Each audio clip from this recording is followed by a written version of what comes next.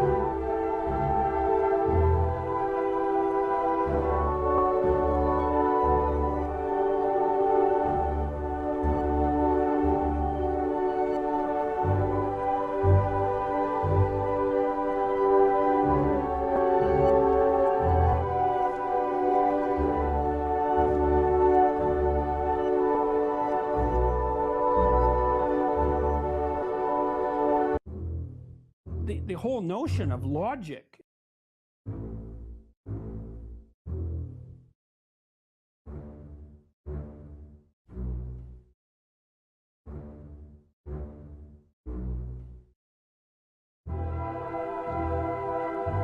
watch this space.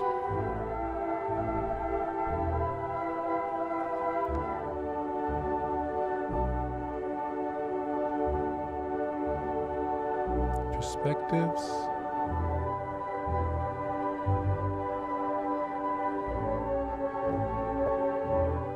Perspectives diversified. These are the journalisms of analytical aggregation, illuminated from the critical research of a historiographer, neither from the Oriental nor the Occidental. Your engagement to a like, a share, a sub, will propel us at warp speed towards the continuation of our mission to truthfully go where no news will have been going before. Engage. Engage impulse engines. Engage. Engage. Engage. Engage. Engage. Engage. Engage. Engage.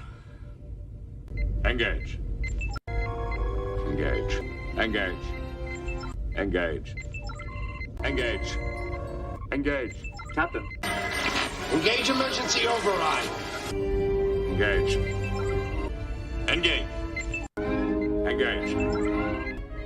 Engage forward shields, 35%. Engage. Engage the cloaking device. Engage. Of them. Engage them in conversation. Engage. Engage.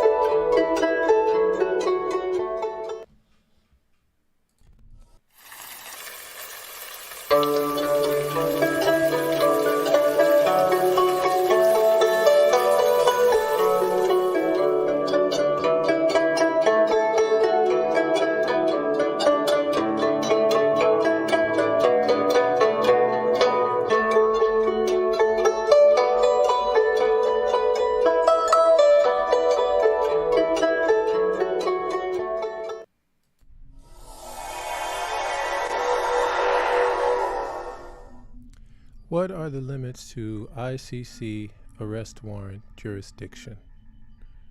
Watch this space.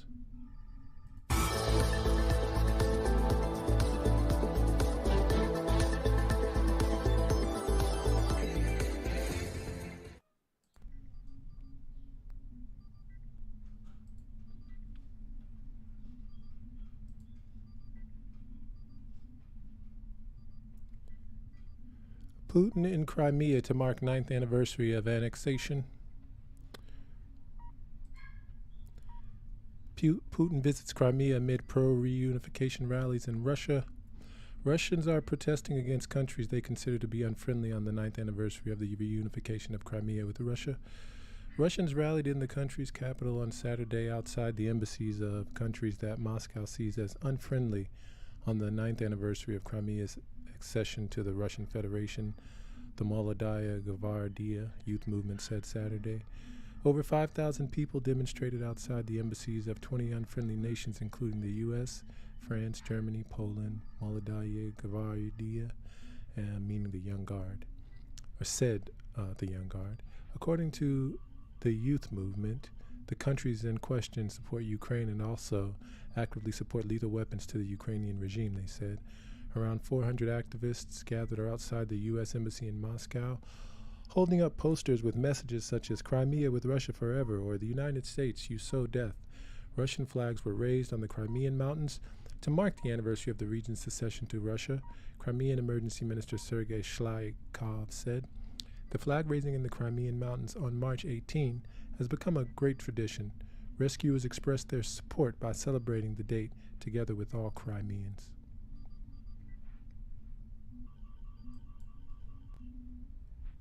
And for Russia, ICC arrest warrant against President Putin is as good as toilet paper. The ICC in The Hague issued an arrest warrant for Russian President Putin, holding him responsible for alleged war crimes, including the abductions of children from Ukraine.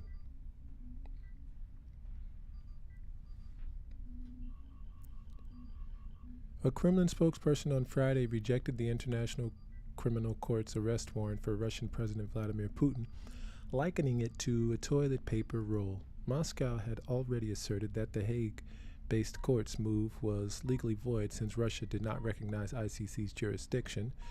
The International Criminal Court has issued an arrest warrant against Vladimir Putin.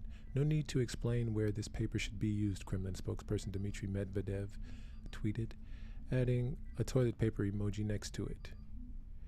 The arrest warrant was related to war crimes, including the abduction of children from Ukraine, which accused Russian President Putin of personal responsibility.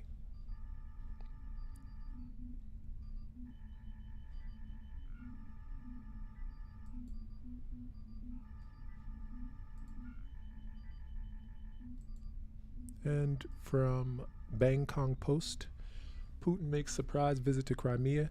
Russian leader attends reunification event on 9th anniversary of annexation of Ukrainian territory. Cover more on that tomorrow. From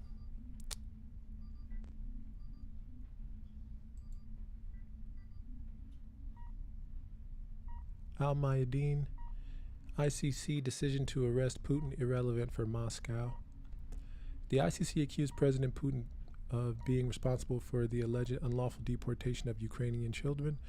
Russian Foreign Ministry spokeswoman Maria Zakharova said on Friday that the International Criminal Court's decision to arrest Russian President Vladimir Putin and Russian Presidential Commissioner for Children's Rights Maria Lvova-Belova was legally irrelevant to Russia. The decisions of the ICC have no significance for our country, including from a legal point of view, Zakharova wrote on a telegram while noting that Russia is not a party to the Rome Statute of the ICC and has no obligations under it. Kremlin spokesperson Dmitry Peskov further condemned the decision, saying, "The formulation of an arrest warrant issued against the Russian head of state is unacceptable, that Russia did not recognize ICC jurisdiction, and any of its decisions are null and void from the legal point of view. We consider the very formulation of the question outrageous and unacceptable. Russia, like a number of states, does not recognize the jurisdiction of this court, and accordingly any decision of this kind is null and void for the Russian Federation from the legal point of view." This comes after the ICC's pretrial chamber announced earlier today that it issued arrest warrants against Putin and Lvova-Belova. It accused President Putin for being responsible for the alleged unlawful deportation of Ukrainian children. It also issued a warrant against Lvova-Belova on similar charges. Since its inception, the ICC has always been biased as far as the investigation of crimes and the prosecution of individuals is concerned. The West has orchestrated wars all across the global South that have caused millions of children to go hungry, malnourished, displaced, and even killed, including in Yemen, where the U.S.-led blockades caused for over 2 million children to suffer from acute malnutrition. Yet these issues have never been taken into consideration at the Hague-based ICC.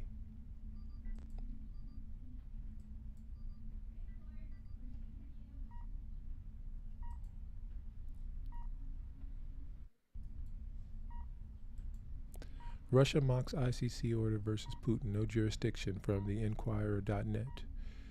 The Kremlin said on Friday the arrest warrant issued by the International Criminal Court against Vladimir Putin was legally void, since Moscow does not recognize the Hague-based court's jurisdiction. Yet, top officials and propagandists settled with the anger at the warrant announced earlier on Friday, while members of the opposition hail the move, although Russia is not a member of the ICC. Putin's accused before the court of unlawful deportation of Ukrainian children since Russia's invasion of Ukraine beginning February last year. U.S. President Joe Biden also weighed in on the matter, saying the arrest warrant was justified, since Putin had clearly committed war crimes. Speaking to reporters, Kremlin spokesperson Dmitry Peskov said, "Russia, just like a number of different countries, does not recognize the jurisdiction of this court, and so from a legal point of view, the decisions of the court are void." Foreign Ministry spokesperson Maria Zakharova said the ICC's decision have no meaning, since Russia is not a party to the Rome Statute of the ICC and bears no obligations under it. And without referring to Putin by name, she said possible recipes for arrest coming from the International Court will be legally void as far as we're concerned. Russia's former president Dmitry Medvedev took to Twitter, likening the arrest warrant to toilet paper. The ICC has also issued a warrant against Maria Lvova-Belova, Russia's Presidential Commissioner for Children's Rights, on similar charges. "There have been sanctions against me from all countries, even Japan, and now an arrest warrant," Lvova-Belova was quoted as saying by state news agency RIA Novosti. "But we'll continue our work," she said. Meanwhile, the head of Russia's investigative committee, which looks into major crimes, ordered a probe into the ICC warrants against Russian citizens. Investigators said in a statement that the committee will identify specific individuals from among the ICC judges who made the obviously illegal decisions.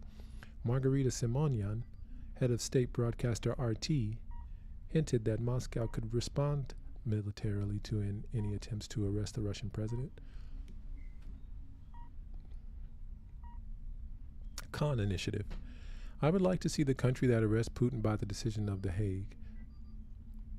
Some 8 minutes after, or however long the flight time will be to its capital, she said on social media. ICC prosecutor Karim Khan opened the investigation into possible war crimes against humanity and genocide in Ukraine a year ago. Khan highlighted during 4 trips to Ukraine that he was looking at alleged crimes against children and the targeting of civilian infrastructure. Speaking to Agence France Presse, Khan said there were so many examples of people that thought they were beyond the reach of law. Look at Slobodin, Milosevic, or Charles Taylor, or Radovan, Karadžić, Mladic. He said, referring to a series of criminals from the former Yugoslavia and former Liberian President Taylor, who have faced justice. The ICC move obligates the court's 123 member states to arrest Putin and transfer him to The Hague for trial if he sets foot on the territory. Members of the opposition also took to social media as they hailed the arrest order on Putin. Congratulations to Vladimir Vladimirovich on his arrest in absentia. This is just the first step, said Kremlin critic Mikhail Khodorkovsky, who had spent a decade behind bars. Lock him up, tweeted activist Vladimir Milov, an ally of jailed opposition politician Alexei Navalny. Not recognized by us. In Washington, Biden told reporters that the arrest warrant makes a very strong point. But the question is, it's not recognized internationally by us either, the U.S. president said, noting that the United States is also not a member of the ICC. A Department of State spokesperson said in an emailed statement, there's no doubt that Russia is committing war crimes and atrocities in Ukraine, and we've been clear that those responsible must be held accountable. A report last month by Yale University researchers said Russia's held 6,000 Ukrainian children in at least 43 camps and other facilities as part of a large-scale systematic network. But Russia's denied committing atrocities. And from magicvalley.com, Biden can't have it both ways on ICC jurisdiction.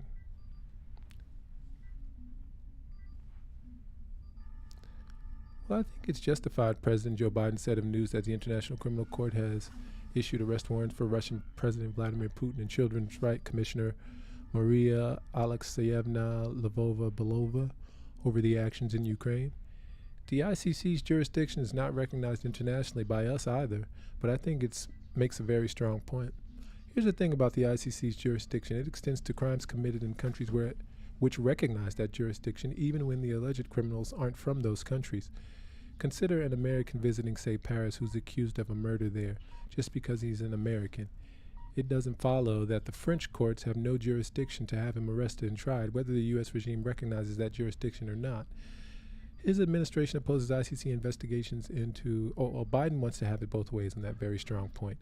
His administration opposes ICC investigation into alleged Israeli crimes in Palestine because, as Secretary of State Antony Blinken points out, Israel is not a party to the ICC and has not consented to the court's jurisdiction, but the state of Palestine, where the alleged crimes occurred, is an ICC jurisdiction area, bringing Zionists who commit crimes there under its purview.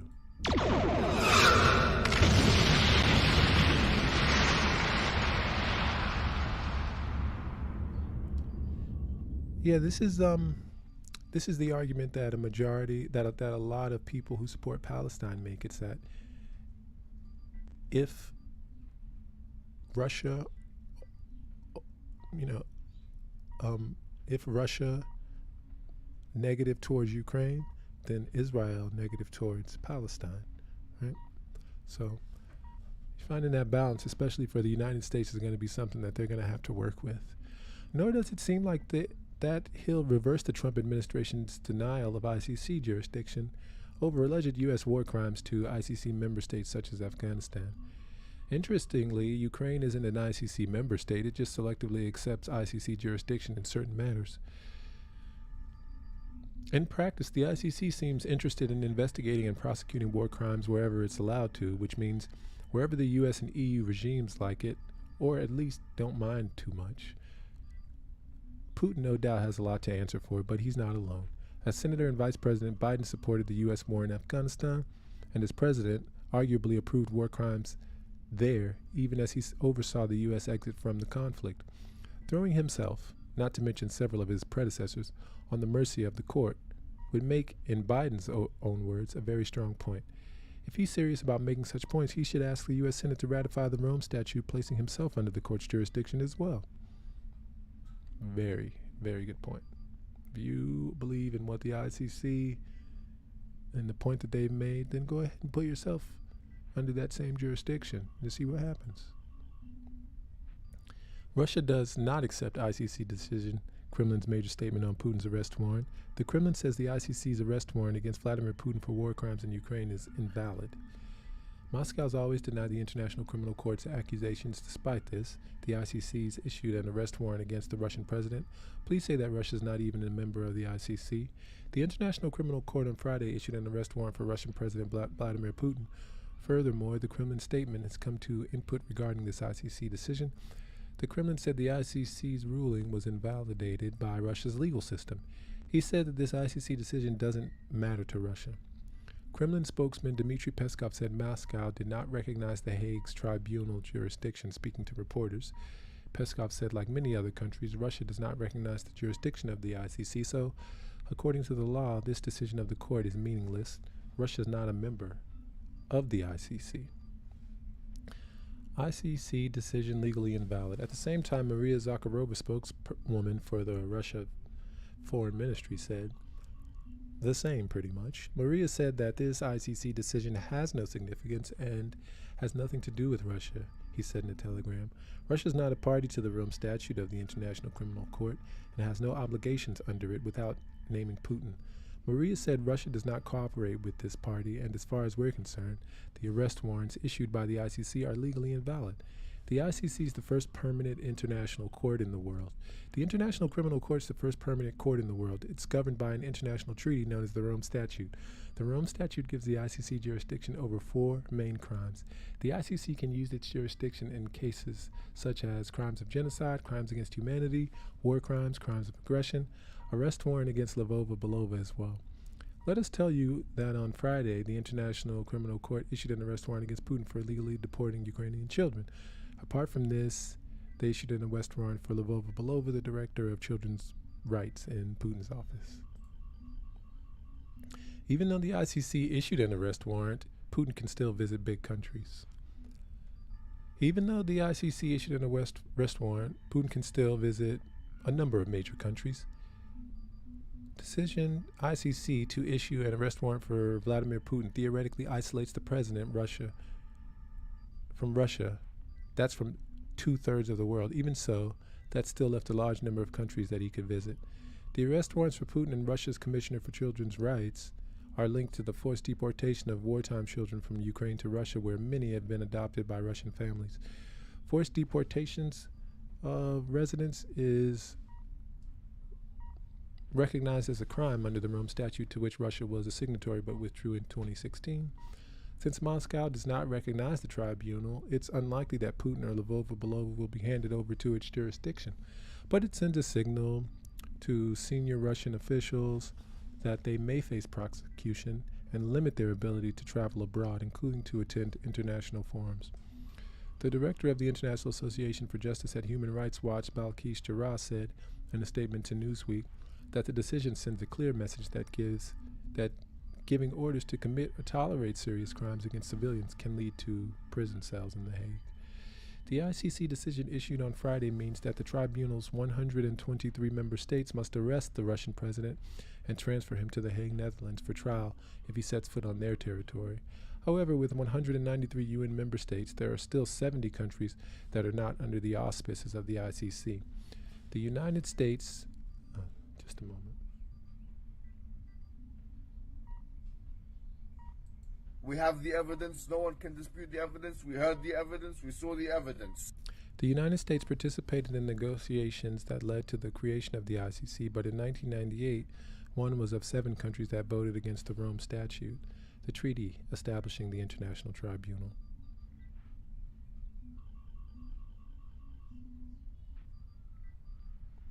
So even the initial establishment of the tribunal was voted against by the United States. Again, contradictory to even propagate such ideas within the media if the United States doesn't hold itself accountable in the same ways. However, the U.S. sanctioned Putin on February 25, 2022, the day after he launched Russia's full-scale invasion of Ukraine. All right, watch this space. We'll be back with more news.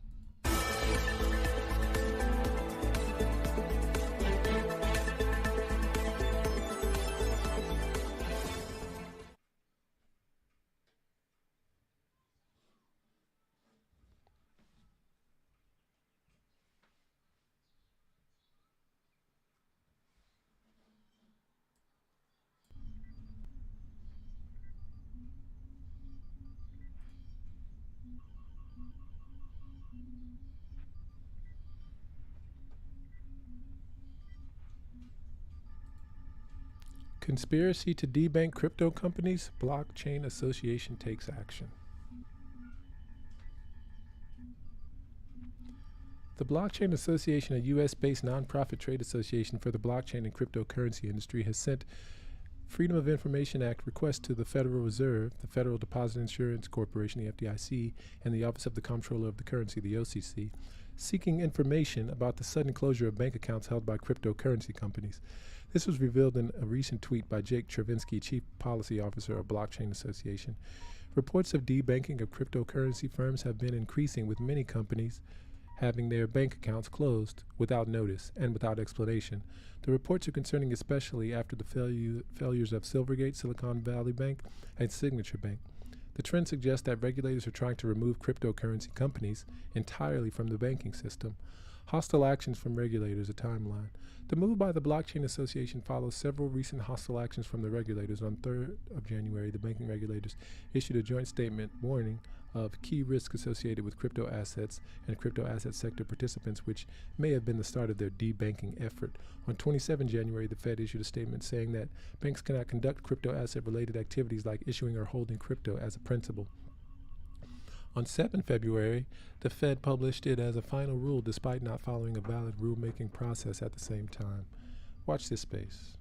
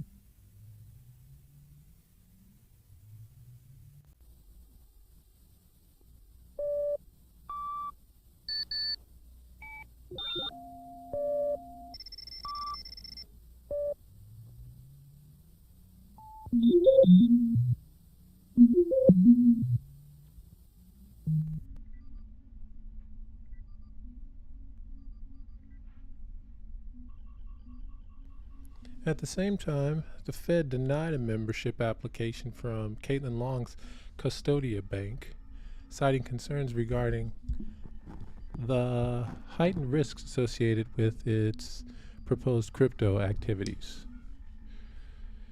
Even though Custodia planned to hold 108% reserves, finally on 23 February, the regulators published another joint statement saying that crypto companies may pose heightened liquidity risks that banks must manage, although the statement stops short of saying to bank crypto.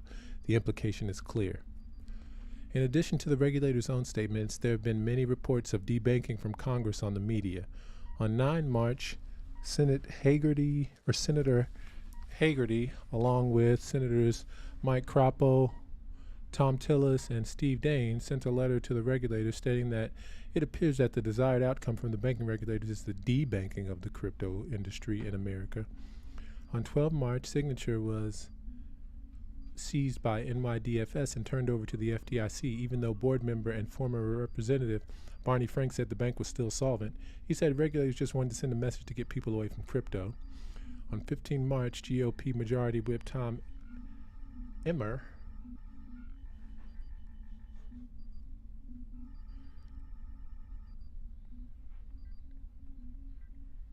sent a letter to the FDIC calling out the regulators' demonstrated effort to choke off digital assets from the United States financial system. Brian Brooks, former head of the OCC, shared his view that there's been a decision across the bank regulator agencies that crypto is inherently risky and needs to be extricated from the banking system. Illegal actions. Former Senator, Jake Chervinsky argued that there's no valid reason to debank crypto companies. They're all like all other law-abiding companies that need banking accounts to operate. They hold dollars to pay rent, salaries, taxes. If regulators are debanking crypto companies, they're breaking the law.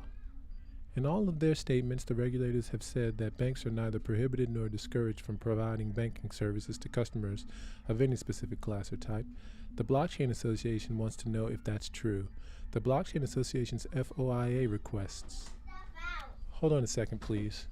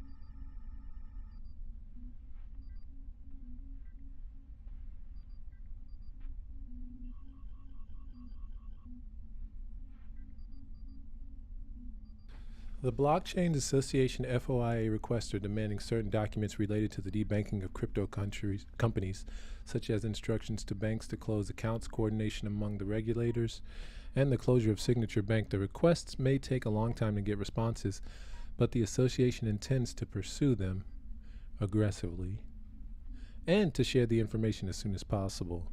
The association's appeal to the public. The Blockchain Association is calling on the public to share their stories of debanking by emailing debanked@theblockchainassociation.org. The association wants to hear from those who had a bank account closed, those who tried to open a new account and were refused, and those who work at a bank and had contacts with regulators. Travinsky's assertion that debanking the crypto industry is illegal raises questions about the motives of regulators. From U.S. Times Post, crypto faces a banking crisis. For some, it's a conspiracy.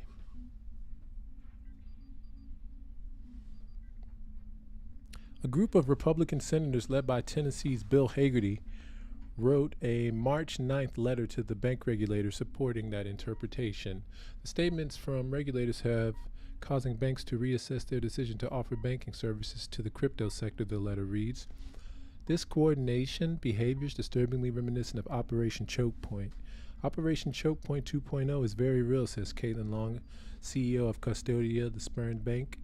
Many banks have taken a big step backwards with their crypto activities, and many crypto businesses from small to very large are looking for banking accounts.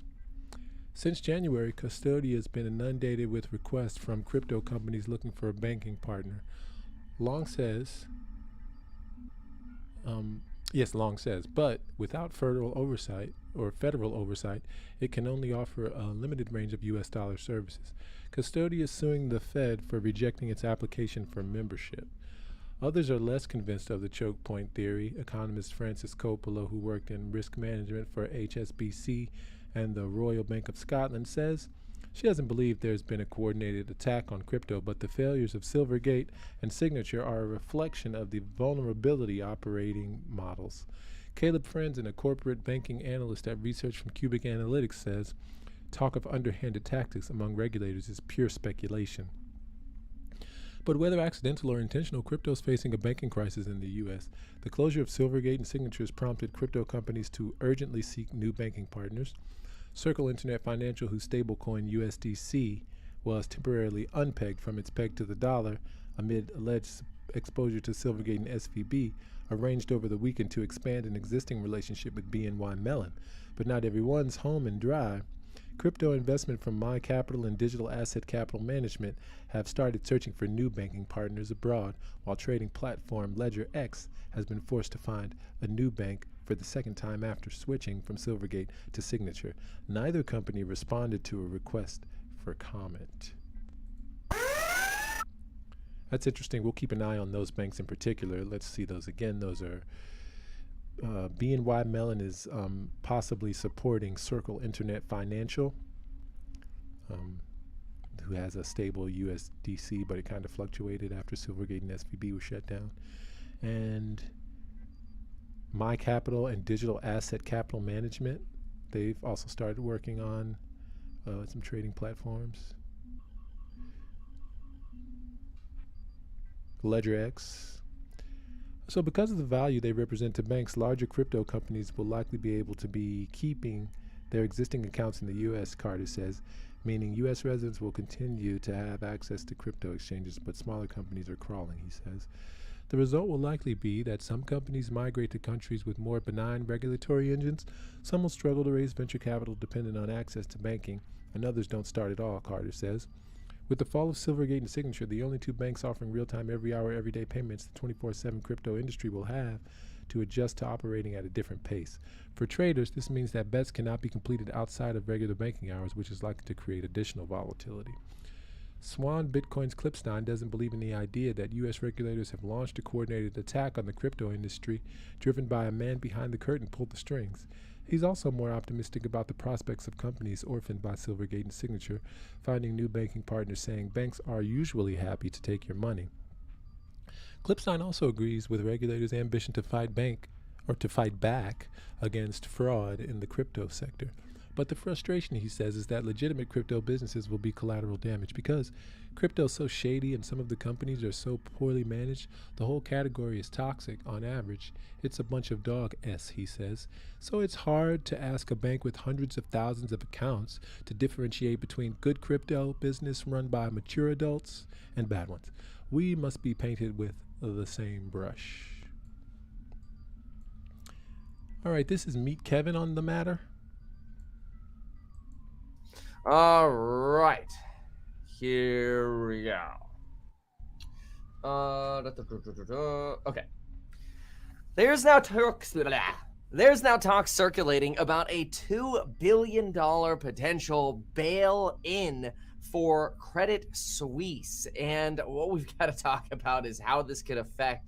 Hold on a sec. That Silicon Valley Bank is backed by taxpayers. In other words, if the Federal Reserve and Treasury lose money, the taxpayers are the one who have to pay for it. And that is very frustrating because a lot of people see that as sort of the 99% bailing out the rich 1% who have connections in Silicon Valley, including the governor himself who banked at Silicon Valley Bank and was begging the White House to bail them out.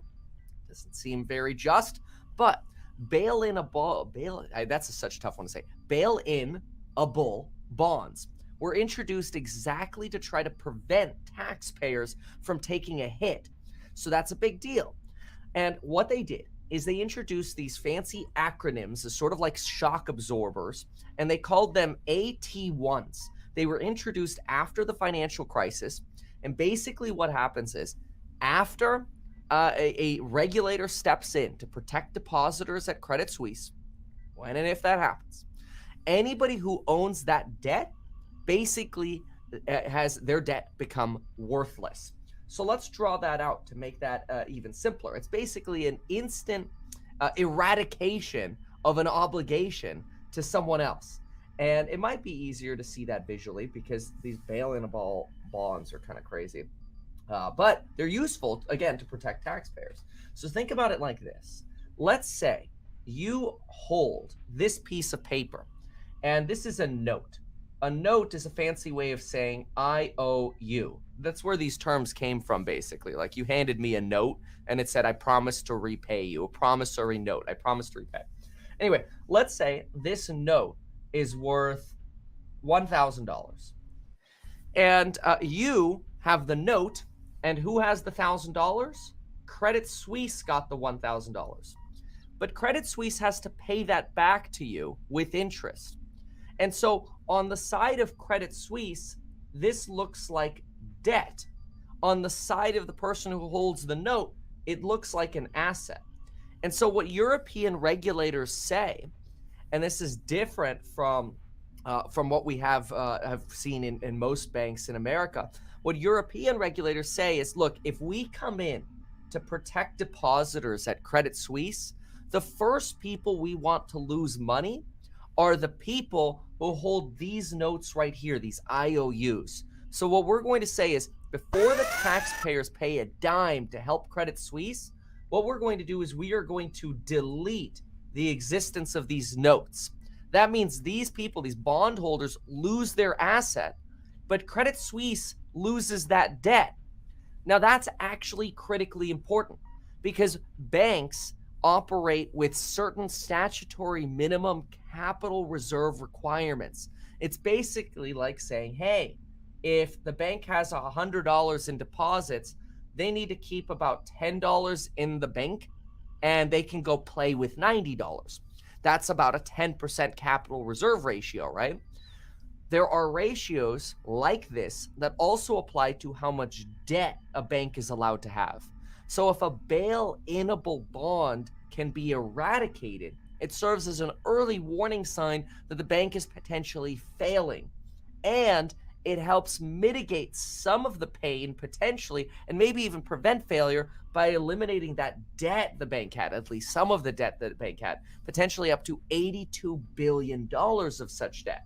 Now, what's neat about this is, again, A, it protects the taxpayer, but B, it potentially prevents the entire bank from actually failing.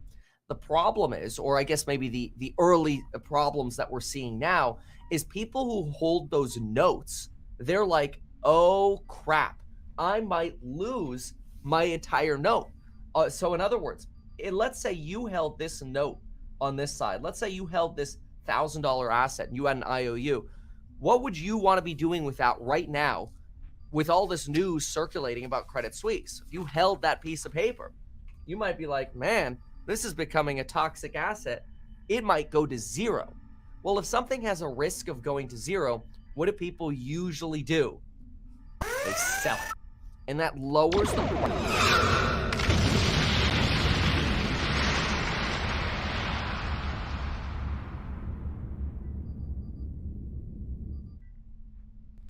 And here's Blockworks on the crypto story. Bank charters for crypto-focused banks. That was the big red flag for me. But other things like joint statements from all the various federal agencies covering these things, saying over and over that crypto, providing services to the crypto industry poses safety and soundness risks, that crypto introduces systemic risks into the banking sector, which is of course nonsense. And it's the other way around. Yeah. And so, you know, I was hearing this from bankers directly. I was hearing this from startup founders, executives in the crypto industry that were trying to onboard with banks and being told it doesn't work if you're small, you have to be really big, you have to be a super valuable client to offset the cost that we, the bank, incur for servicing a crypto firm, or being met with the total blacklist on crypto firms. Bankers now tell me that they have to individually approve with the FDIC each new crypto client that they bring on, which is an insane roadblock to doing business. So I called this choke point 2.0. It's not exactly the same as choke point 1, but that was the most analogous term. And since I wrote that in February, of course, the pressure campaign has ratcheted up an insane amount, more than I ever expected. Well, we knew it was happening to us because the Fed leaked to the press 2 days before it voted Custodia down. What we started hearing, and we didn't know where the leak was coming from at the time, but we started hearing from the press that Custodia was about to be voted down. This was presented to us by multiple press outlets as a foregone conclusion, preordained. By the way, this is supposed to be a fair process, right? Okay. It became very clear that both the White House and the Fed were involved.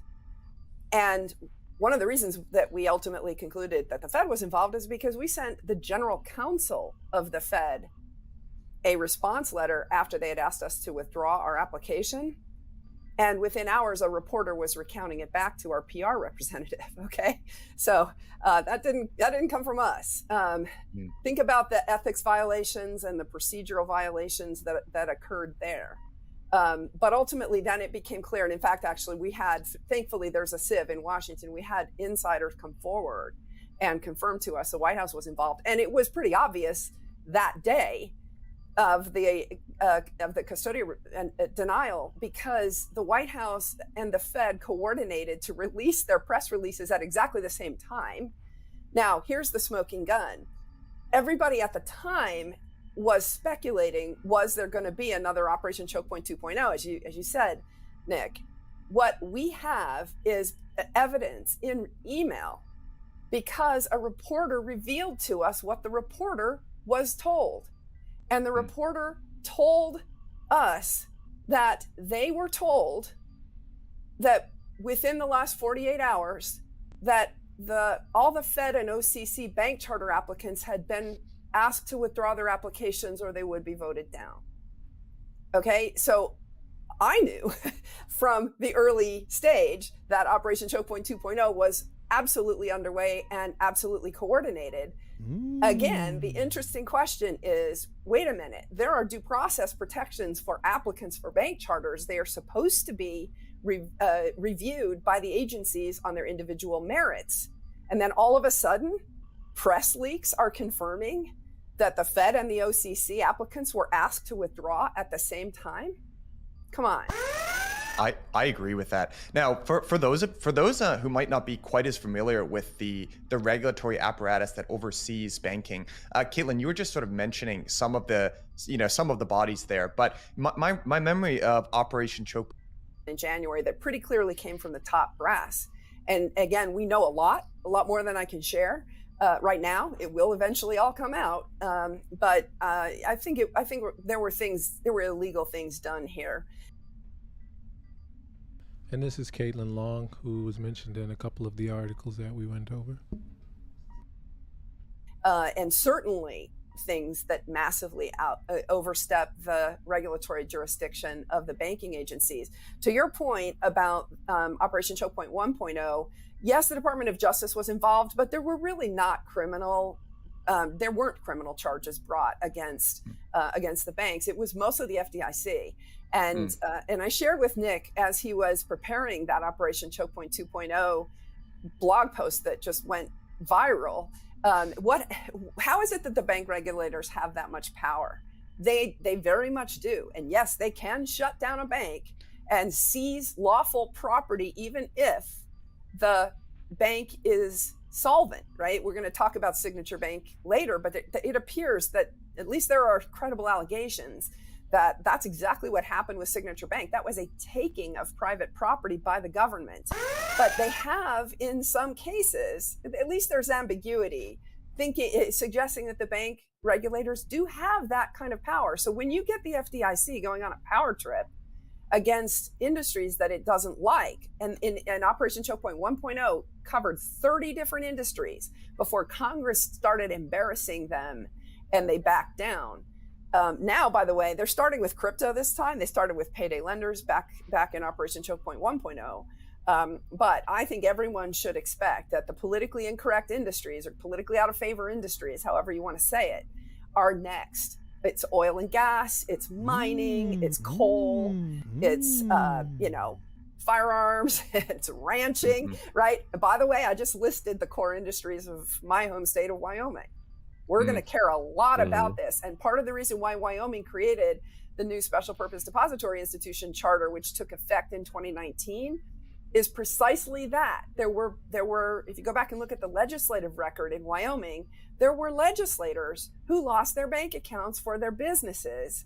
In one case, a firearms dealer who almost went out of business. Okay, he had a lawful, legitimate business. He lost his bank account, and he had to scramble to replace it because the firearms industry was out of favor. And so he was very interested in having the new type of bank charter where FDIC insurance was optional for precisely that reason.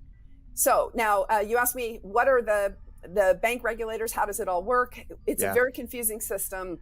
The chartering authorities, we have something called a dual banking system where the charters are equal. There is a federal charter, the OCC bank charter, and then there are 50 different states plus territories that can charter banks as well. So you either have a federal charter or a state charter. There's a law that went into effect during the Clinton administration called Regal-Neal that allowed for interstate banking among state chartered banks that makes them equal to national banks. Okay, so there really functionally is no difference in the grand scheme of things between a nationally chartered bank or a state chartered bank. Then you have the FDIC and the Fed. Those actually are not chartering authorities, but they are supervisors. So state chartered banks generally, not always, generally have a federal regulator, and the state chartered banks choose whether the FDIC is their regulator or whether the Fed is their regulator. And the FDIC, of course, is an insurance fund as well. And then on top of that, of course, the Fed runs the payment systems. A lot of people think of the Fed as just executing monetary policy. No, the vast majority of the people who work at the Fed are in the bank supervision division or in what's called RBOPs, Reserve Bank Operations. And that's basically the payment system. The Fed is a confusing organization. The Board of Governors is a federal agency subject to federal laws like the Administrative Procedure Act, the Freedom of Information Act. The 12 reserve banks are technically privately owned. They live in in a state of perpetual ambiguity, though, because they do take administrative action. And there's a lot of gray area, and they exploit that because they sometimes choose, oh, we're an agency for this purpose, or we're not an agency for that purpose. What is this nothing you talk about? And boy, there's a lot of case law around the whole question of those 12 regional reserve banks. Are they private organizations or are they government organizations? But that's where all the balance sheet is. So the whole idea of a central bank digital currency, it's not going to be issued by the Board of Governors in DC. It's going to be issued by the 12 regional reserve banks. And there is some thought that one of the reasons why the Fed came down like a ton of bricks on Custodia is because Custodia last July was granted the patent in the United States for tokenization of bank deposits. And because those 12 regional reserve banks are quasi-private organizations, they're subject to US patents. And so if there were ever going to be a tokenization of a bank deposit, they might need to shove that patent aside. So I'll leave it at that. I have no knowledge that entered into the equation. I will say that we spent a lot of time at Custodia doing a lot of work on our proposed digital dollar, AVIT, and the Fed was fully aware of everything we were doing, as well as everything, as well as the existence of that patent. And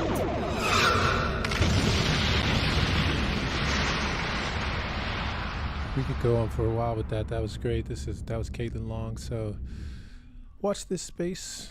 We'll be back with more news. Remember, your engagement through a like, a share, or a sub will accelerate us at warp speed towards the continuation of our mission to truthfully go where no news will have been going before.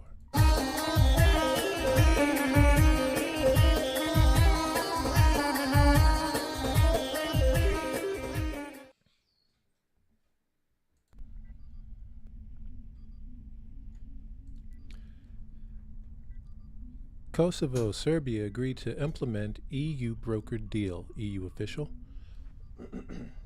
Kuwait News Agency, Brussels, March 19th. European Union High Representative Joseph Borrell announced late Saturday that the leaders of Serbia and Kosovo have agreed on how to implement an EU-mediated deal to normalize their relations. The EU welcomes the parties agreeing today on the implementation of the agreement on the path to normalization of relations between Kosovo and Serbia, which is foreseen to become integral and binding part of the respective European paths of the parties, Borrell said in a press statement. The EU foreign policy chief noted that the two sides decided not to sign the deal, although they agreed to start implementing it.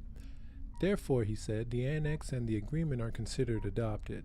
The agreement came after 12 hours of talk between Kosovar Prime Minister Albin Kurti and Serbian President Aleksandar Vučić and Borrell in Ohrid, North Macedonia. The EU considers the parties agreeing today on the implementation annex of the agreement, including agreeing on full implementation of obligations from past dialogue agreements, as a significant achievement, said the EU statement. The 11-point agreement calls on both sides to maintain good neighborly relations, recognize each other's documents such as passports and their car license plates. Kosovo and Serbia agree not to block implementation of any of the articles, says the agreement. The EU-led Belgrade-Pristina dialogue was launched in 2011 to resolve disputes in the framework of a legally binding agreement. Kosovo declared independence in 2008, but Serbia refuses to recognize it and considers Kosovo to be a part of its territory. However, Serbian President Aleksandar Vučić told reporters at the meeting after the meeting that nothing's over today. It's just the beginning. On his part, Albanian Prime Minister Kurti told reporters, "This is a de facto recognition between Kosovo and Serbia." And Kosovo's main issue has been that Serbia does not recognize it, but in agreeing to this plan, that could be an indirect recognition. Kosovo and Serbia, this is from Al Jazeera. The title is Kosovo and Serbia Agree on Steps to Implement EU Normalization. Kosovo and Serbia have tentatively agreed on how to implement a European Union-sponsored plan to normalize their ties, according to the bloc's top diplomat, though leaders of the two nations said disagreements remain. The deal on this Saturday, yesterday, came after 12-hour talks between Kosovo Prime Minister Kurti, Serbian Prime Minister Vučić, and EU officials on implementing the normalization plan, which both sides agreed to in Brussels last month. The two leaders held separate meetings with EU Foreign Policy Chief Josep Borrell before a three-way session in the North Macedonian town of Warrant. "We have a deal," Borrell tweeted after the meeting. Kosovo and Serbia have agreed on the implementation annex of the agreement on the path to normalization of relations, he said. This means practical steps on what has to be done, when, by who, and how, he added at a news conference. Kosovo and Serbia have been in EU-backed talks for nearly 10 years since Kosovo declared independence in 2008, almost a decade after war ended Serbian rule. But Serbia still regards Kosovo as a breakaway province, and flare-ups between the Balkan neighbors have stoked fears of a return to conflict. Both countries hope to join the EU one day, and they've been told they must first mend their relations. Solving the dispute between Serbia and Kosovo has become more important as war rages in Ukraine and fear mounts in the West that Russia could try to stir instability in the volatile Balkans, where it holds historic influence.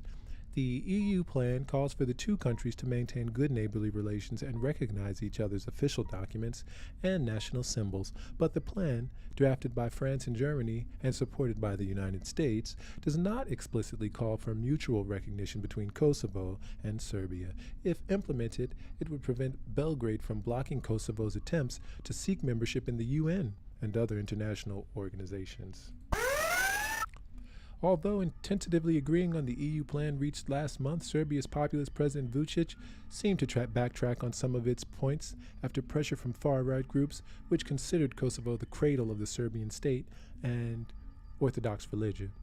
Vučić said on Thursday that he won't sign anything at the Ohrid meeting, and earlier pledged never to recognize Kosovo or allow its UN membership. He repeated Saturday that he has not signed the implementation document, although Kurti insisted on it. So, that's what this show is about. It's the aggregation of the different types of her perspective journalistically. And I'm seeing that the journalisms aligned with the West propagate this concept of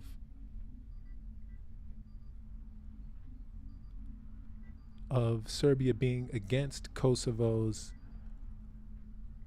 sovereignty in a sense.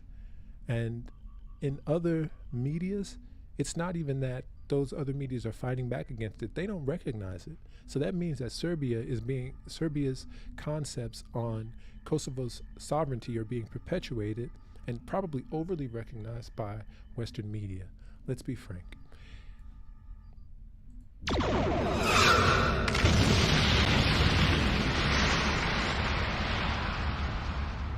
He said the parties have not agreed on all points, but despite differences, we've had decent conversation. He added, in the months ahead, we're facing serious and difficult tasks. On the other hand, Kurti complained that Vučić did not sign the implementation deal on Saturday.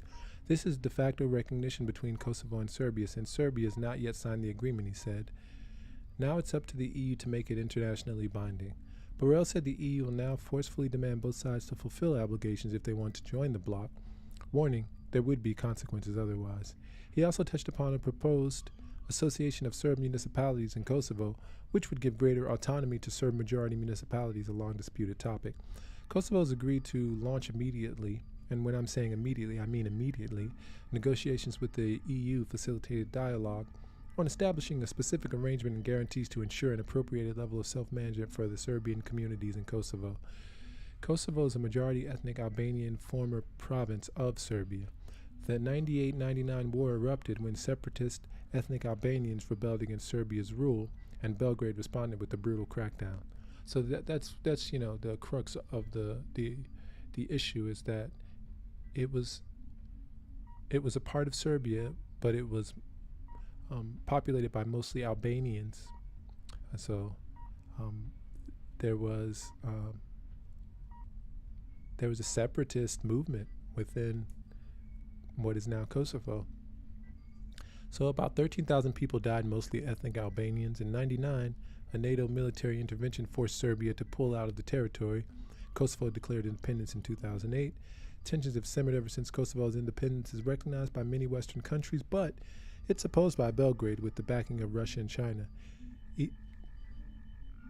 EU brokered talks have made little headway in recent years. Serbia has maintained close ties to its traditional Slavic ally Russia, despite the war in Ukraine, partly because of Moscow's opposition to Kosovo's independence and possible veto on its UN membership at the UN Security Council. Serbia and Kosovo agreed to implement EU-backed deal normalizing ties. Kosovo and Serbia have agreed to a deal to normalize ties, Josep Borrell, the European Union's High Representative for Foreign Affairs and Security Policy, said on Saturday after meeting Serbian President Alexander Vučić and Kosovo's head of government, Albin Kurti, in the North Macedonian town of Ohrid.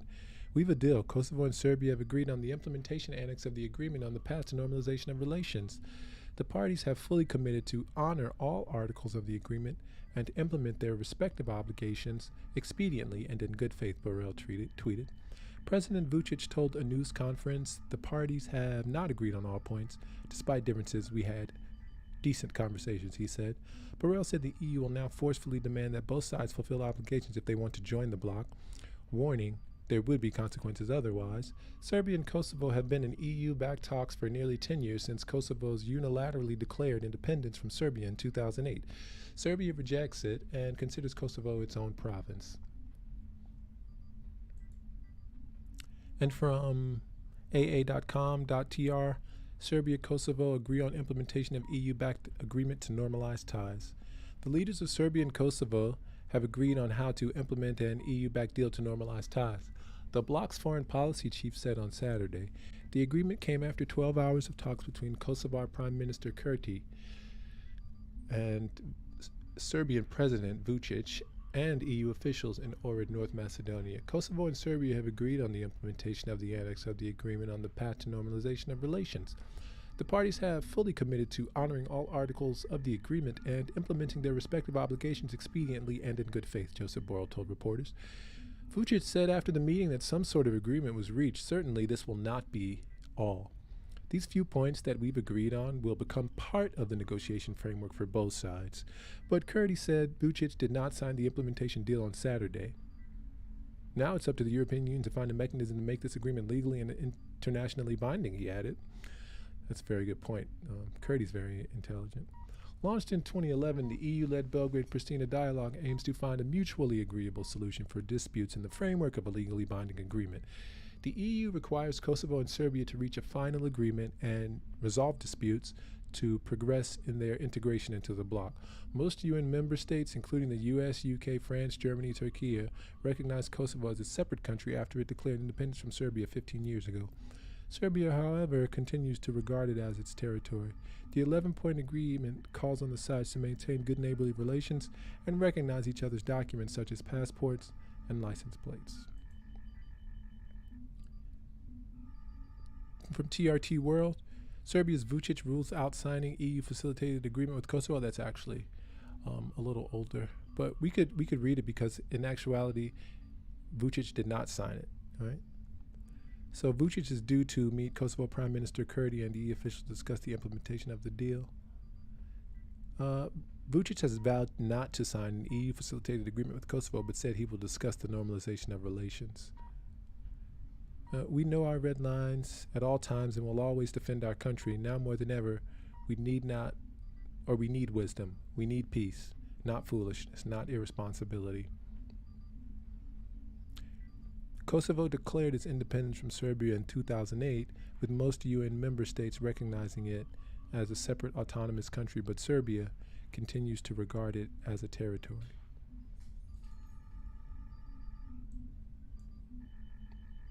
And from Public's Radio, Serbia and Kosovo agree on how to implement EU plan, envoy says.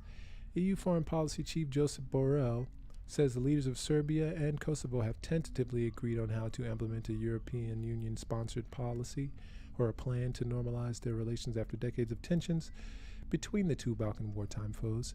Speaking at a news conference after nearly 12 hours of talks in the North Macedonian lakeside resort of Ohrid on Saturday, Borrell told reporters that Serbian President Aleksandar Vučić and Kosovo Prime Minister Albin Kurti have reached an agreement on how to do it.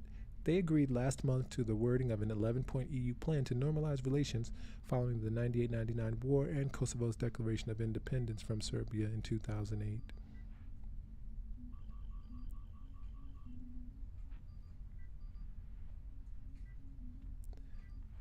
Josep Borrell of the EU said the objective today was to agree on how to implement the agreement accepted in the last high-level meeting. This means practical steps on what has to be done, when, by who, and how. Both countries hope to join the European Union one day, and they've been told they must first mend their relations.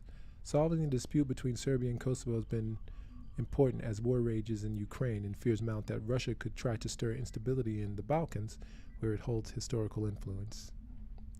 Parties could now reach an agreement on the more detailed proposal, Borrell said. Kosovo lacked flexibility on the substance of the agreement, while Serbia previously stated principle not to sign, although they're ready to implement. Borrell said that despite the fact that a more ambitious text was proposed at the beginning of Saturday's negotiations than the one the parties have accepted, it will become an integral part of their respective European Union path.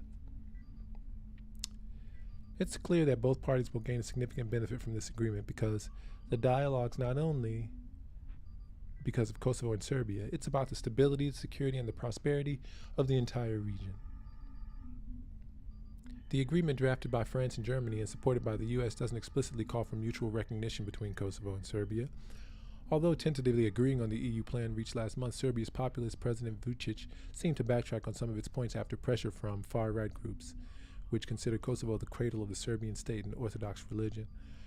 Vučić said Thursday that he won't sign anything at the Ohrid meeting and earlier pledged never to recognize Kosovo or allow its UN membership. He repeated Saturday that he has not signed the implementation document, although Kurti insisted on it. Today wasn't any kind of D-Day, but it was a good day, Vučić said. In the months ahead, we're facing serious and difficult tasks. On the other hand, Kurti complained that Vučić did not sign the implementation deal on Saturday. Now it's up to the EU to make it internationally binding. Kosovo is a majority ethnic Albanian, former Serbian province.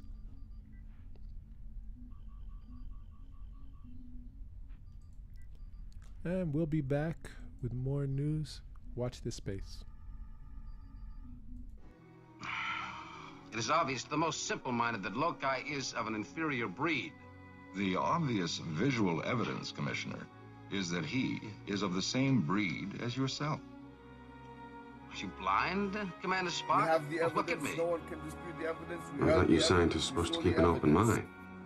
There's a difference between keeping an open mind and believing something because you want it to be true. Your friend Spock is a logical man. The whole notion your of arguments logic. strewn with gaping defects in logic. The whole notion of Illogical logic. reaction. The whole notion of Demonstrated logic. our superior weapons, they should have fled. You mean they should have respected us? Of course. Mr. Spock, respect is a rational process.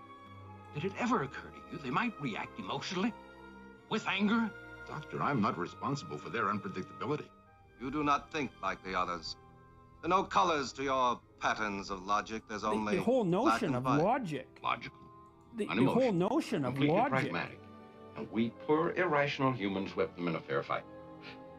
Now you'll find yourself back among us illogical humans again. Which I find eminently satisfactory. The whole notion of logic. Am I so desperately needed? Because she feels. I don't. All I know is logic. The whole Will notion you of try to logic. understand how we feel about our life here? About each other? Emotions are alien to me. I'm a scientist. You're gonna leave here without them? Run off on some wild goose chase halfway across the galaxy just because you found a discrepancy in a hydrogen cloud? Doctor, I'm chasing the captain, Lieutenant Uhura, and Ensign Chekhov, not some wild aquatic fowl. Mr. Spock, you have a remarkably logical and The analytical whole mind. notion of Thank you. logic. I prefer the concrete, the graspable, the provable. You'd make a splendid computer, Mr. Spock.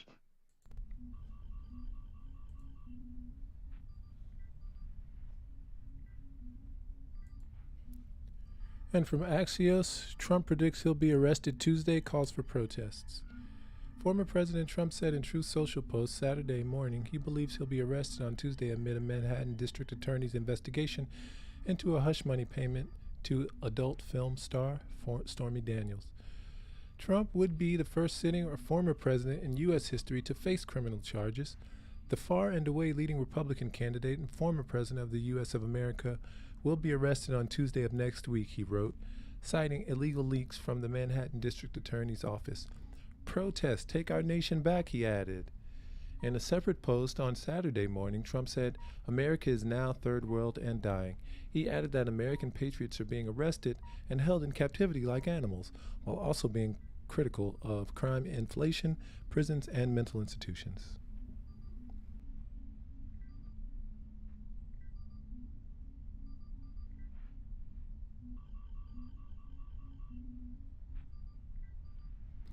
The district attorney's office invited Trump to testify before the grand jury as part of its investigation. Daniels and Michael Cohen, Trump's former personal lawyer, both met with prosecutors early this week. A Trump spokesperson said in a statement to Axios, there's been no notification other than illegal leaks from the Justice Department and the DA's office to fake news carriers that the Democrat prosecutor in Manhattan's decided to take his witch hunt to the next level. President Trump's rightfully highlighting his innocence and the weaponization of our injustice system. He'll be in Texas next weekend for a giant rally, unquote. And these are all quotes from Trump's spokesperson. And Trump's lawyer, Joseph Tacopini, told CNBC on Friday that the former president will surrender to face criminal charges should he be indicted. It will follow normal procedures if he gets to the point, Tacopina told CNBC. Trump, who has 24-hour protection from the Secret Service, is currently living at his Mar-a-Lago estate in Florida. A grand jury in Manhattan could indict Trump for his alleged role in the hush money paid to Daniels before the 2016 presidential election. Daniels claims she's had an affair with the former president, which Trump's denied. Cohen pleaded guilty to federal campaign finance violations in 2018 and is sentenced to 3 years in prison related in part to the $130,000 paid to Daniels. Cohen later alleged that Trump directed him to make the hush money payments amid the 2016 presidential election campaign. Cohen said Trump then reimbursed him for the payment through the Trump Organization, and the company cited it as legal expenses. Legal experts have raised questions about the strength of the Manhattan District Attorney Alvin Bragg's case against Trump, saying the district attorney will face several hurdles per the Washington Post. If felony charges are sought against Trump, Bragg would likely have to prove that Trump falsified business records to cover up Cohen's campaign finance violations. The big picture. The grand jury in Manhattan could turn the 2024 campaign on its head by indicting Trump. Trump would likely play the victim and vengeance card for 2024, which are already major themes of his campaign. That's speculation. Basu writes, the former president's already identified any and all investigations as witch hunts, but there's no precedent for what's about to happen, leaving the U.S. political system in uncharted waters. No precedent for what's about to happen, and it leaves the U.S. political system in uncharted waters. And here is a bit on this from the NPC show.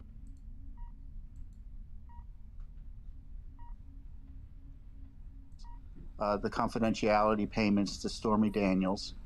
And now allied prosecutors in New York have taken this cudgel up and are abusing, as I said, their awesome power to interfere in an election. And I tell you, every Republican office holder, every wannabe Republican office holder, and frankly, every honest Democrat needs to denounce this.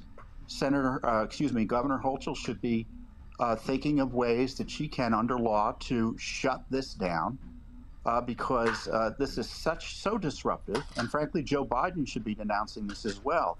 It undermines, obviously, people's general confidence in the fair administration of justice. And this is the sort of thing that would go on in Moscow or Beijing in terms of the targeting of regime opponents.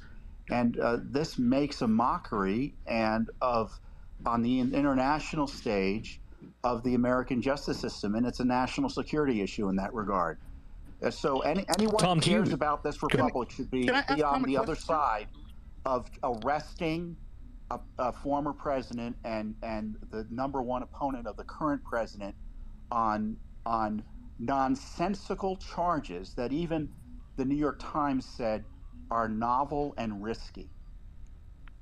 Now, Tom, do you believe, though, that a picture of Trump in handcuffs would be like the picture of the century, though, right? Well, that's the political. But its impact is debatable. Sure. Is that what you're saying? Yeah, or even the idea that he has to go in even without handcuffs. There's going to be a variation of a perp walk, no matter how it's worked. I tell you, patriots, and I mean Democrats among this too, people who want our system to continue should oppose this. But unfortunately, within the Democratic Party, there's this rising anarchist communist wing. Your inconsistencies are glaringly obvious. What is this nothing you talk about? What is this nothing you talk about? They want to blow up the system. And one way to blow up the system is to basically blow up all apparent confidence that people have that a justice is at least going to be administered modestly without regard to politics. And I tell you, if this is the new rule, then I fear for the future of our country. So it seems like it's going to be a cult. Go ahead. Just a quick question for Tom. Tom, I agree with you to a certain point because you're making a lot of conclusions. So have you seen the indictment? Have you seen exactly what they're charging them with? Or are you just kind of making just overall conclusions whatever, since you don't, if you don't know, then you're just saying it's all garbage without seeing the documents? I would believe what you're saying, but it seems like you know exactly what they're charging. You've seen the indictment, you've seen the evidence they presented, and just said, hey, this is all BS. Is that what we're talking about? Obviously, I'm basing it on the significant reporting in places like the New York Times and CNN, et cetera. So unless they're lying and oblivious to other charges, that gentleman's not to be trusted? Do I believe that there's secret charges that are actually stronger than the ones that have been talked about? No, there's no evidence of it. So I'm going to give the mic back to Nate. Nate, I'll give you the mic back. Let me read what Maxine Waters, that's an article on MSNBC. All the time, I know, and I apologize, but I have friends all over the world who tell me constantly, because I'm in constant communication with them, how concerned they are about what's going on in the United States. Not because they think the United States is the best country in the world. Some of them don't necessarily quite think that, but they do see the significance of what we do here. I think there is something very serious at stake with this. Whatever your misgivings about Trump are, and I don't begrudge people having misgivings about him, this is a dire time, and if this thing is allowed to move forward with force, you have entirely undermined a process of freedom that we have in this country that has held us strong up till now, and it will begin down a path of potentially causing us to fall off a cliff. Yeah, let me ask.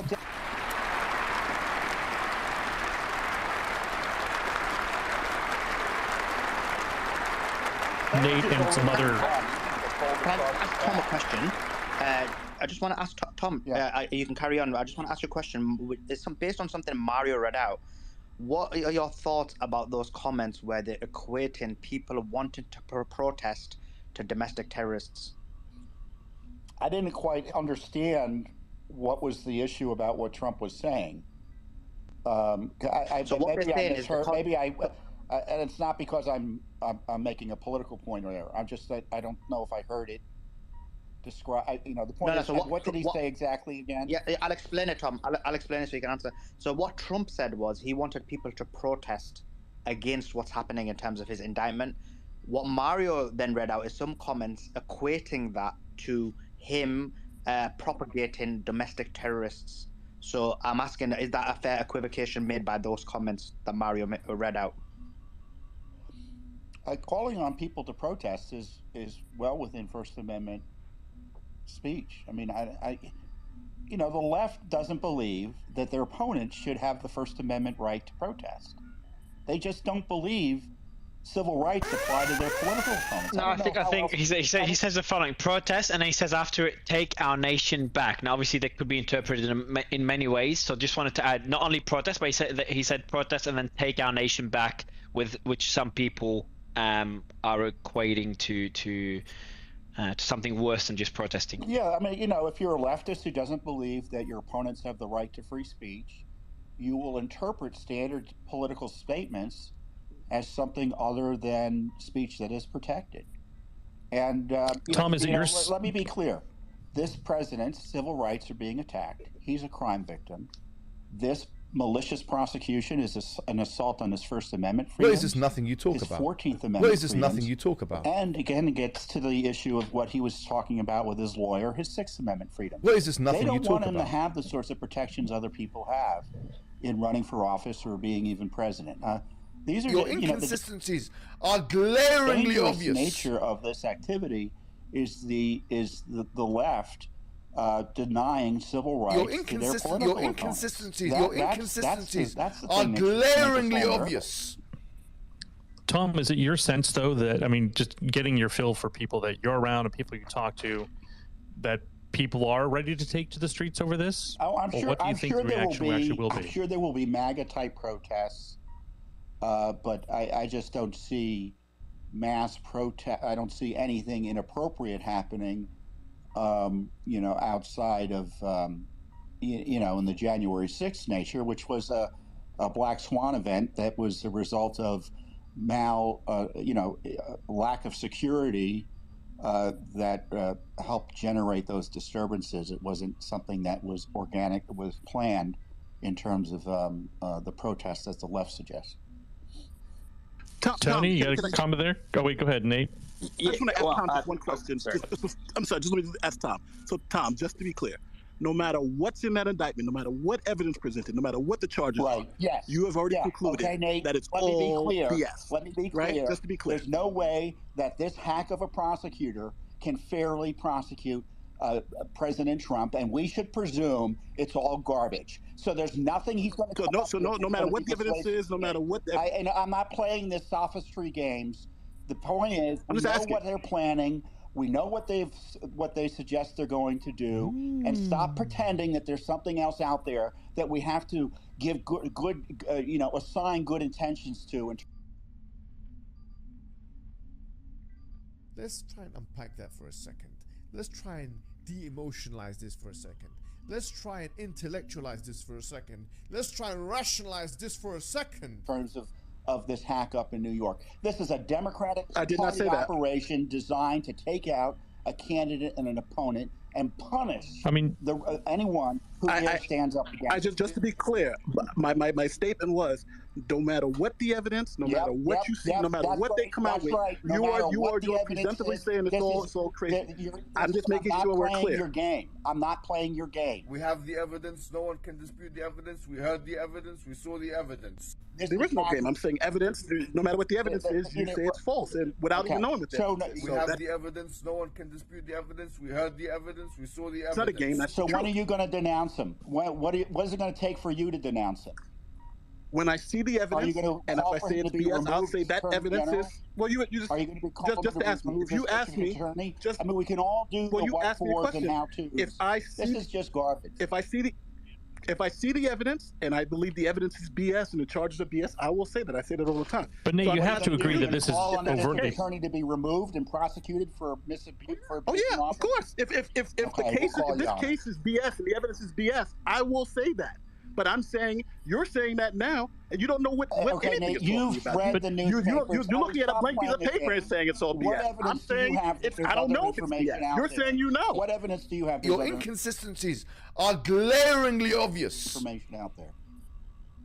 All right, let's just be clear. I'm saying I don't know. You're saying you know. I'm saying I don't know. Let me see the documents on Tuesday, and then I will know. What we have before us, which is a charge. How do you know that? These payments. How do you know that the documents? What? How do you know that? You don't know. You don't know anything. Only thing you're talking about is what the newspaper people report. People can draw their own conclusions based on this discussion. Thank you. Yeah, Nate, you have to agree that, don't you, that this is pretty overtly political, right? Don't you agree with it? Oh no, I don't deny that at all. My pushback to Tom is that I honestly agree with Tom. I think this is political. I think the DA is playing games. I agree with Nate, that, why do you think? Nate, I'll ask you that question. I know the point you're making. It's a good point. I want you to make it right after I ask you that question. So, what makes you conclude, even yourself, to conclude this is politically motivated?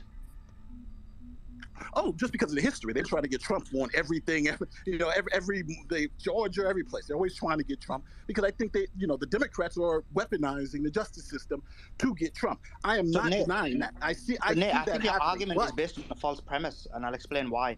As Mario said, let me just explain why, and then you can get a chance to respond. I think your argument's based on a false premise, and the reason for it is this.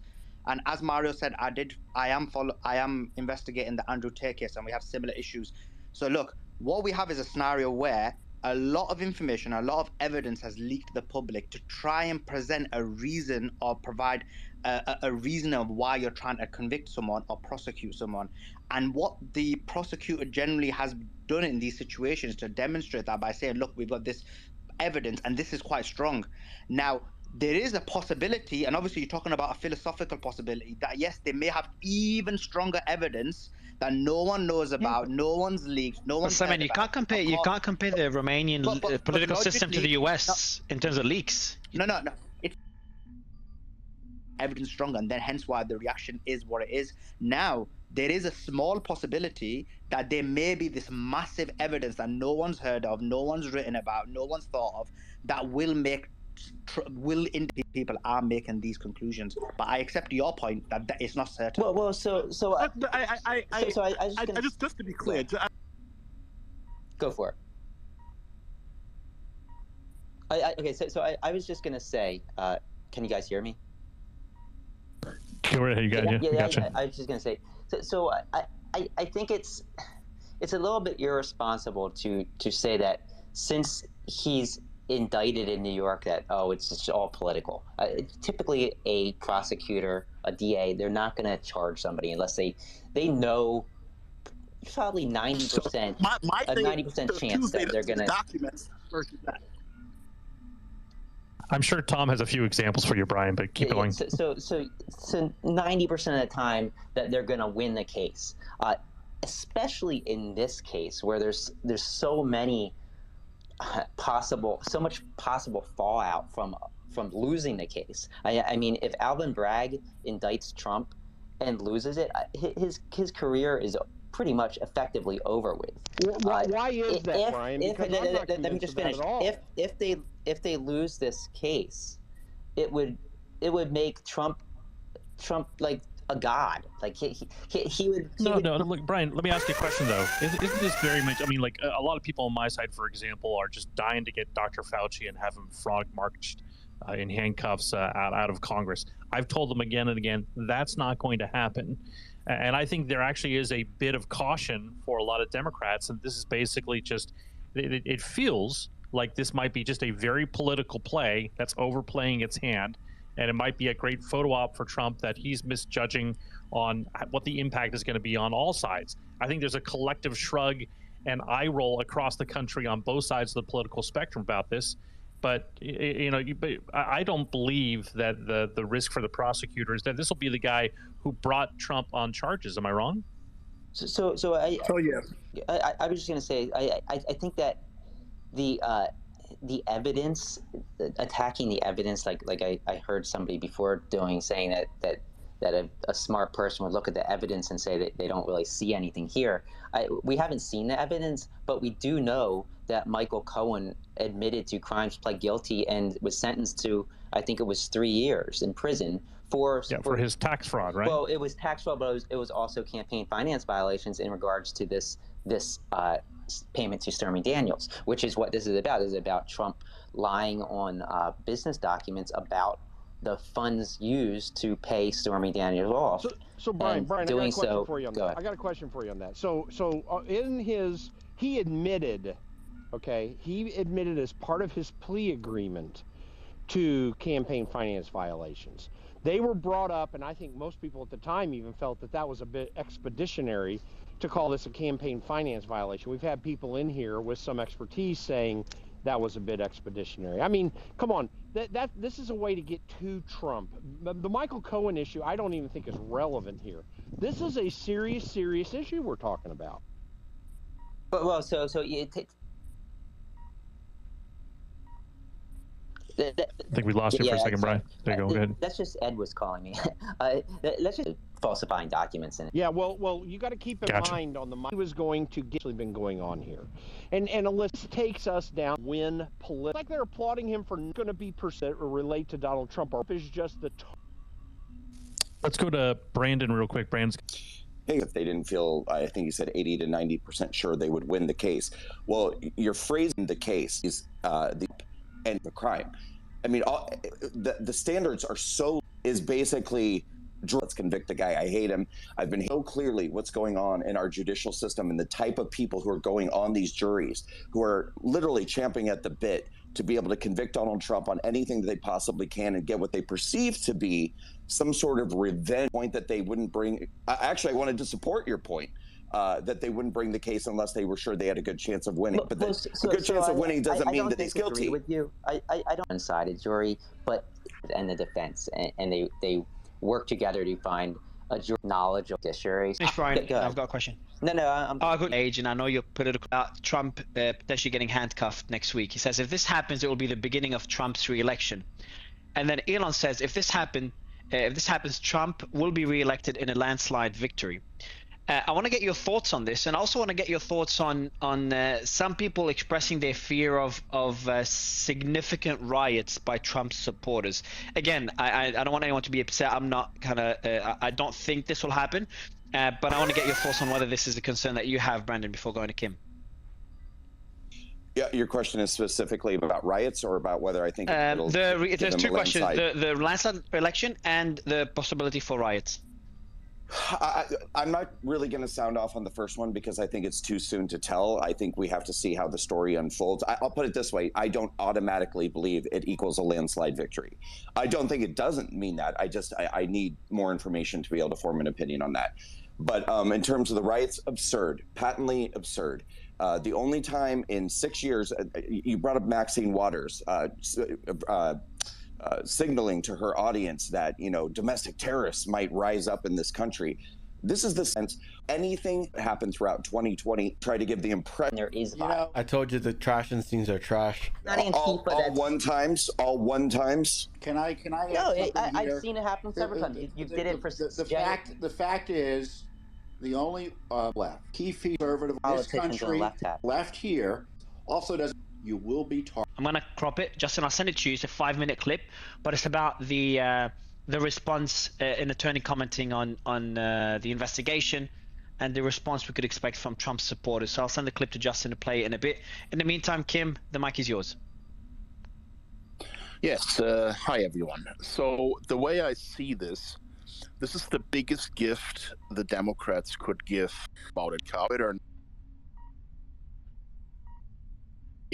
That the Democrats can't see because party he push away any significance, maybe, but we're talking about, and Trump's lawyer found guilty, sold out, and that has evidence terribly for the charge of anything to investigate any federal involvement. And this is a crisis. Please, so guys, everyone, hold on, everyone, please. Okay, Tom, I'm not sure. I think everyone was speaking. So I know, Justin, you want to play a clip. Before doing that, if that's okay, Brian, I'll let you quickly respond. I didn't hear Vivek stance coming in here and didn't really. Just quickly, this is energizes the base. You could survive this, right? I'm adjusting. This constant attack by the corporate that are against who's anti. Brian? I mean, help him within the Republican Party, but ultimately tarnish his.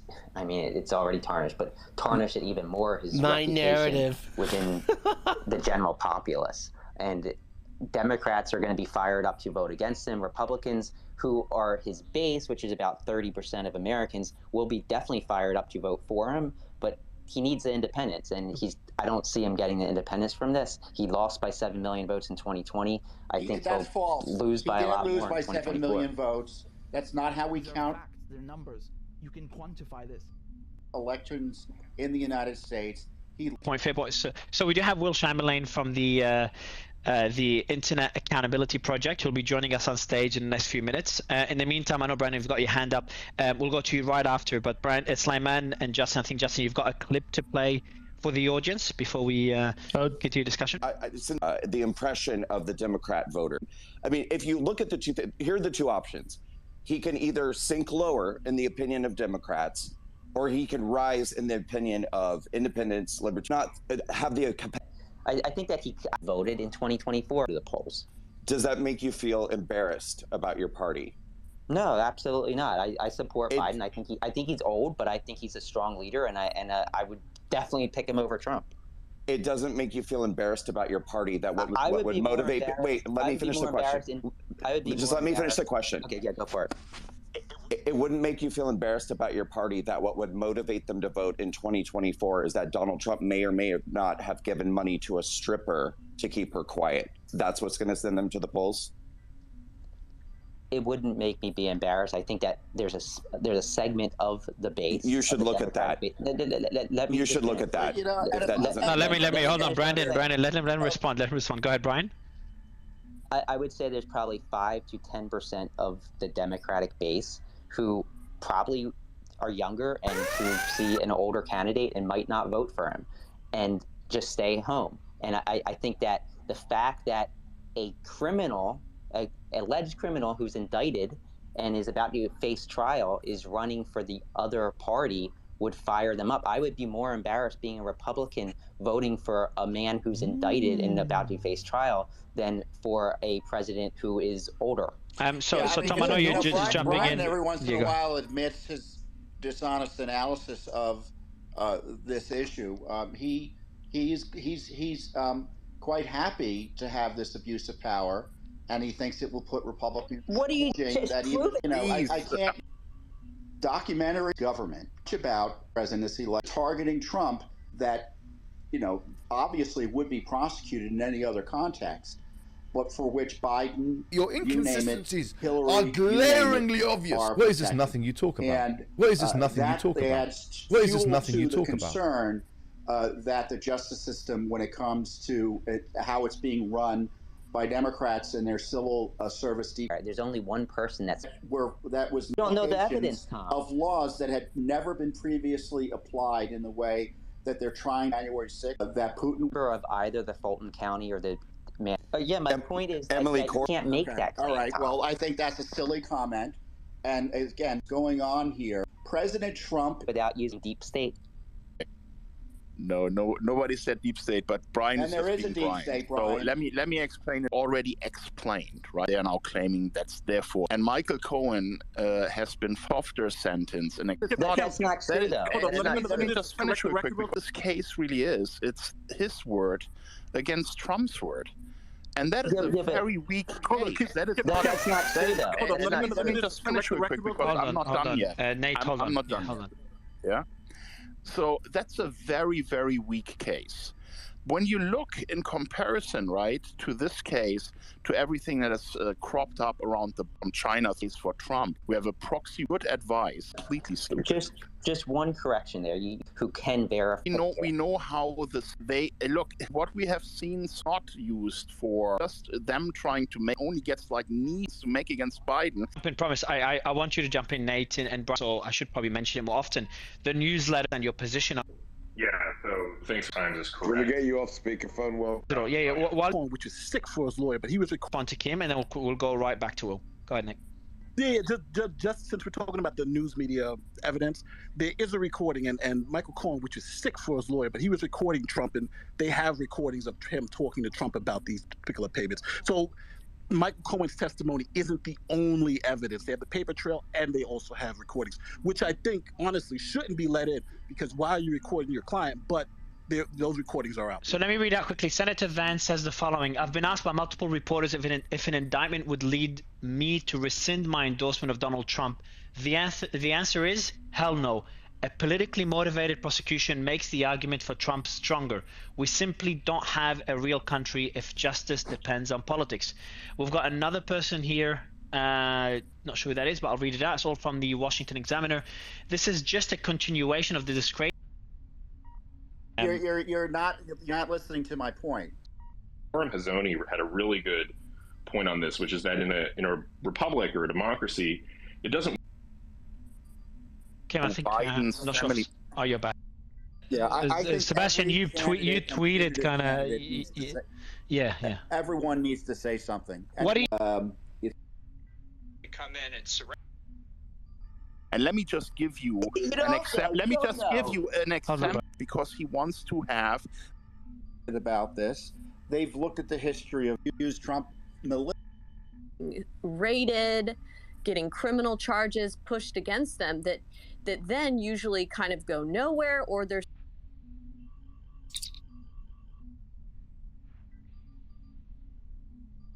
Beam me up, Mr. Spark. Beam me up. Lock on transporters. Beam us up. Beam us up. Quickly. Beam us up home. Beam us up. Prepare to beam us up, Mr. Scott. Beam us up, Mr. Scott. Prepare to beam us up. Mr. Scott, prepare to beam us up. Have Scotty beam us up. Beam us up. Beam us up. Scotty, beam us up fast. Stand by to beam us up. Scotty, beam me up. Beam me up.